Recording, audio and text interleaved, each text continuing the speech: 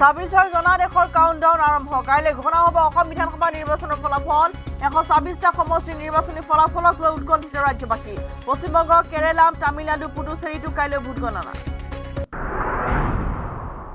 কাইলৈ পুৱা 8 বজাৰ লগে লগে আৰম্ভ হ'ব বিধানসভা নিৰ্বাচনৰ ভোট গণনা ৰাজ্যৰ প্ৰতিখন জিলাৰ ভোট গণনা কেন্দ্ৰত কটকটীয়া নিৰাপত্তা ব্যৱস্থা গৌৰীপুৰৰ ষ্ট্ৰং ৰুমত যুৱকৰ অনাধিকাৰ প্ৰৱেশক লৈ উত্তেজনা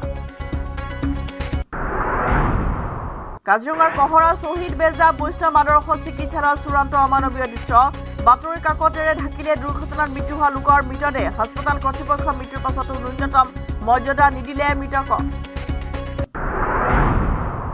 মধুৰা কাণ্ডৰ চালক শামীম আহমেদক 10 দিনৰ ন্যায়িক জিম্মালৈ প্ৰেৰণ আদালতৰ 4 দিনৰ মাৰাথন জেৰাত শামীমৰ বিৰুদ্ধে বহু বিস্ফোৰক তথ্য লাভ আৰক্ষীৰ এস্কৰ্ট ছাৰ্ভিচ চলোৱাৰ সন্দেহত শামীমৰ কল লিষ্ট বিচাৰি আৰক্ষীৰ আবেদন পুনৰ ইৰাণৰ ওপৰত ভয়ংকৰ আক্ৰমণৰ ভাবুকি মাৰ্কিন ৰাষ্ট্ৰপতি ডোনাল্ড ট্ৰাম্পৰ ইৰাণে যদি বেয়া আচৰণ কৰে তেতিয়া আক্ৰমণ কৰিব আমেৰিকা